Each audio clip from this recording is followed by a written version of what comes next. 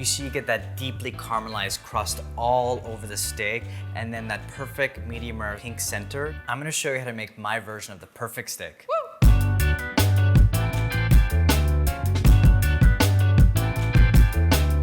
My perfect steak happens on the stovetop in a really hot pan. No kind of fancy gadgets, no cryovac, no seasoning it days in advance. It's something that you all can do at home after you see this.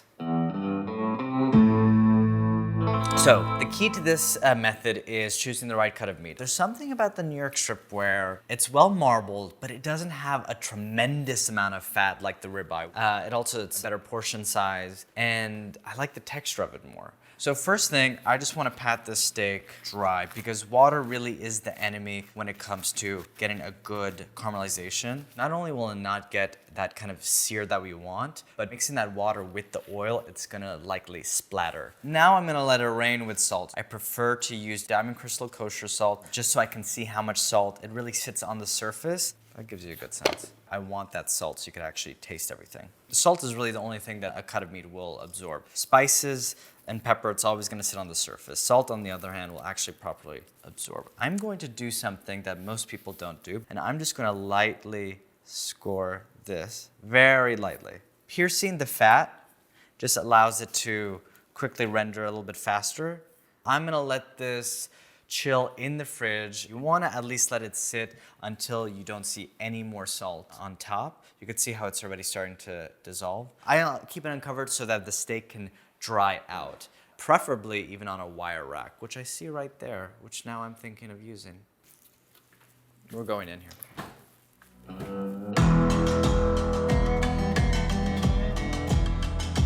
My reason for going with a cast iron, it just reacts to heat so quickly and it gets hot faster than most other pans. A black steel also will do that. You also have the entire surface of the meat having direct contact to the surface of the pan, unlike a grill where it's only touching the grates. I would not go with a non-stick because I'm just never going to get that kind of bark-like deep crust that I'm going for. We have our steak ready. I'm going on medium-high heat. It's quite hot. See how it's smoking? That's great. I want to rub a little bit of oil on the steak directly, not in the pan. The reason why I'm using neutral oil versus, let's say, an olive oil or a butter, butter has the milk solids, which will burn. Olive oil, you don't really need that flavor in here in the steak. Also, I want to get a hard sear, and I think it's better to do that with a neutral oil. I'm just going to put this steak away from me, and I'm going to press it down. You can use tongs at this point. It needs to hit a certain temperature in order for it to have the Maillard reaction. And that Maillard reaction is that kind of caramelization of the meat hitting the pan. So that's why I go on medium-high heat. High heat will tend to burn too quickly. You'll notice that I'm just going to be occasionally pressing on the meat so that it does have direct contact to the pan. I could see around the edges that it's starting to brown. What I tend to do is press on the steak occasionally and move the pan around just so that it is getting an even amount of heat. So I try not to peak until I'm pretty sure. I usually will go about 3 to 4 minutes on one side before I flip. When I see a deep kind of caramelization, it's ready to flip. So you'll see around the edges it's starting to brown, just at the very bottom. That's a good indicator. I'm going to flip it. Now I'm going to throw some things into the pan. I'm just adding a head of garlic and maybe a sprig of rosemary. You could add any kind of hard herb, bay leaf, thyme, sage. I'm going to flip this and just start searing the edges. That's kind of the forgotten part. People just think to sear the kind of two sides, but you really want it to caramelize all over. So what I'll do is about a minute per side. You could see, like, compared to the grill, you're developing a fond, the brown bits on the bottom, and you could drain the fat out after the steak is done and make a pan sauce. I'm gonna add my aromatics, my garlic head, let that sizzle a bit, my sprig of rosemary, and then probably only need about 3 tablespoons of butter. I'm gonna be using this fat to baste, and I want the flavor of the butter rather than the flavor of the oil. Now I'm gonna scoop my steak further away from me, let that butter melt. You can see I'm just scooping up using a Kuhn spoon, scraping up the fat that is rendered, and pouring it over like that. You're basically doing this infused, almost brown butter, garlicky rosemary flavor from the steak. I'm gonna remove the steak now. I'm gonna let the steak rest for at least 10-15 minutes, just so the juices can redistribute. If I were to slice it right now, so much of the juice is gonna release and not actually stay within the steak. Doneness indicators, I use a thermopen. I'm looking for around 115 to 120. And you just kind of go insert on the side of the steak, and it instantly gives you that 115 mark.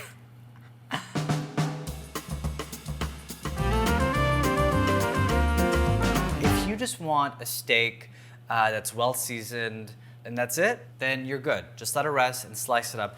I kind of want a little bit more than that, something herby and acidic to go along with the fatty steak. This is a very, very simple sauce. It's kind of my go-to. So I have my chives all chopped up. Parsley, just giving it a rough chop. I just like the kind of texture you get. I'm also gonna get some of the stems of the parsley. It has a more concentrated grassy flavor that I like. Dump that. I'm gonna add a few squirts of oil, some salt. I'm gonna give it a splash of this sherry vinegar, and then add some very coarse pepper. Lots of pepper. I want pepper forward. It's only gonna get better as it sits. You could even add everything besides the vinegar an hour and ahead, and then add the vinegar towards the end. You don't wanna add the acid too early, otherwise the grains will start to darken and oxidize.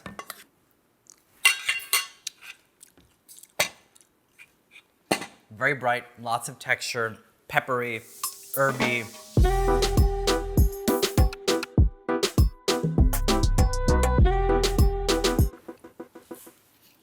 I don't want to press on it too much to extract the juices, but you can see the grains, the lines of the steak, they're going across like this. So I'm gonna be going against the grain. If you went with the grain, you're gonna create a mouthfeel that ends up becoming more chewy and less tender. All right, so I'm just gonna start at the kind of lower end, and I do this kind of little piece for myself here. And then I go about 1/2 inch. And then I'm gonna season with salt, just for that added crunch and texture. Sometimes I want a little bit more pepper. That's how you make my steak. Excuse the fussy plating, I don't think it's fussy.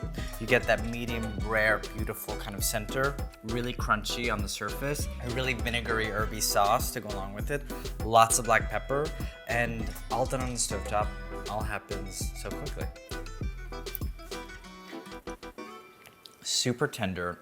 The fat cap is still attached, but so much of it has rendered and it's become soft. Now, if it was seared really hard and you didn't kind of score it at all, then it would have kind of hardened a little bit and become more chewy, but it's almost creamy inside. Perfectly seasoned. I think even, again, just because this wasn't too big of a steak, season it even if it's just 20 minutes ahead does a big difference until the steak fully absorbs the salt. And I think also a thing to remember is that you don't want your steak to be sitting at room temp for a while before it hits the hot pan. You want that really hot pan to get that sear and that crust on the outside, but if your steak is sitting at room temp, it's gonna be kind of soft and like, it's not retaining its shape, it's a little bit loose, and so it's likely to overcook quickly.